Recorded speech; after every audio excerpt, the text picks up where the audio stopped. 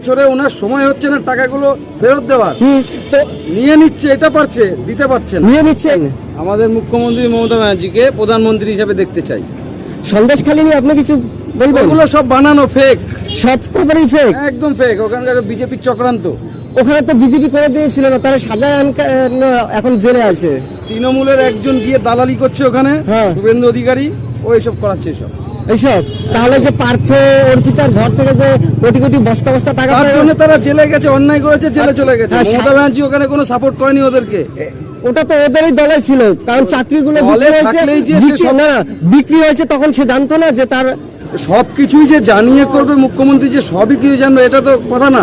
কিন্তু আমরা অনেক জায়গায় ভিডিওতে দেখেছি যে আমাদের বলছে যে আপনারা 25% দেখে আমাদের ঘরে 70-75% পাঠিয়ে দেবেন, তাহলে সব খুন মাফ হয়ে যাবে। সেই ব্যাপারে না না, এরকম তো আমাদের নরেন্দ্রবাবু বলেছিলেন যে সব টাকা উদ্ধার করে 15 লাখ টাকা করে সবার অ্যাকাউন্টে। আপনি পেয়েছেন? আপনি তো ভিডিও খবর পেয়েছেন, আপনি পেয়েছেন কি? আপনাকে কি মানে একবারে দিয়ে দেওয়ার কথা না? এই যে একবার না, উনি এসছেন কত বছর হলো?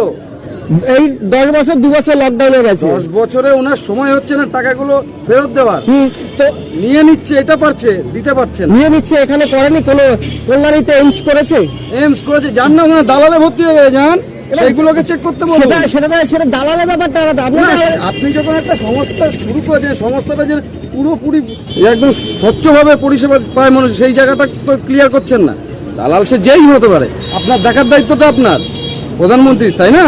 তা সেটা তো হচ্ছে না দাদা। কালকে আমি একটা প্যাসেঞ্জার নিয়ে গেছি টোটোতে করে, সে প্যাসেঞ্জার বলছে ওখানে ট্রিটমেন্ট করা দেখলে দালাল বলে 700 টাকা চাই, একটা টিকিট করিয়ে দেবে 700 টাকা। তো সেটা মিডিয়াতে কেন বলবে, ডাকবে? ওখানকার মিডিয়া, তাহলে আপনি ওখানে গিয়ে যাচাই করে নিন। হ্যাঁ, যাবো তো। তো এই যে প্রধানমন্ত্রী যে আবাস যোজনার ঘরগুলো দিয়েছে, সেই ব্যাপারে আপনারা পাননি? এই এলাকার কেউ পায়নি? এই এলাকায় পেয়েছে, অনেকে পেয়েছে। তাহলে পায়নি কথাটা বলা যাবে না, হ্যাঁ? পেয়েছে। কোথাও দেয়নি? হ্যাঁ, এই রাজ্যে কোথাও আসেনি? হ্যাঁ। তাহলে এই যে টাকার জন্য চিল্লায় যে সব টাকা দিচ্ছে না, সেটা কেন? সব টাকা দাদা, সেটা হচ্ছে রাজনৈতিক ব্যাপার, ওটা আলাদা জিনিস। আমরা এই রাজনৈতিক ব্যাপার মানে মোদি না দিলে রাজনৈতিক ব্যাপার, দিলে আর অন্য ব্যাপার হয়ে যাবে। আপনারা ক্লিয়ার, আপনারা বলছেন যে আমি হচ্ছে ওইসব প্রসঙ্গে আপনারা যাব না। 15 লক্ষ চাইছেন, তা 15 লক্ষ তো আপনাকে একবারে দিয়ে দেবে না, আপনাকে ধাপে ধাপে দেবে। আপনাকে তো আয়ুষ্মান ভারত যোজনা আছে, আপনাকে আয়ুষ্মান যোজনাতে আপনাকে আছে ট্রিটমেন্টের জন্য খরচ দেবে, সেটা তো এখন আপনার যখন অসুস্থ হবে, এবার যদি আপনাকে আগে দিয়ে দেয়, এই যে ফ্রি রেশন দিচ্ছে করোনার পর শুরু থেকে, ফ্রিটা কোথায়? ফ্রি রেশন আপনি পান না? কোথায় না?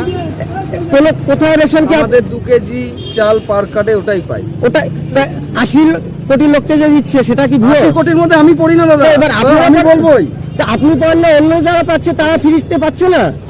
আপনি তাহলে তাদেরকে, যারা পাচ্ছে তাদেরকে জিজ্ঞেস করেন। আমি পাই না, আমি আমারটা বলবো। এর আগে তো আমাদের মুখ্যমন্ত্রী বলছে আমরা ফ্রিতে রেশন দেই, যখন কেন্দ্র বন্ধ করে দিয়েছে তখন এখান থেকে চিঠি লিখেছে আমাদের আপনার রেশন বন্ধ করবেন না। সংস্থা মমতা ব্যানার্জি যেরকম কন্যাশ্রী, রূপশ্রী, লক্ষ্মী ভান্ডার চালিয়ে যাচ্ছে, কিন্তু বন্ধ নেই।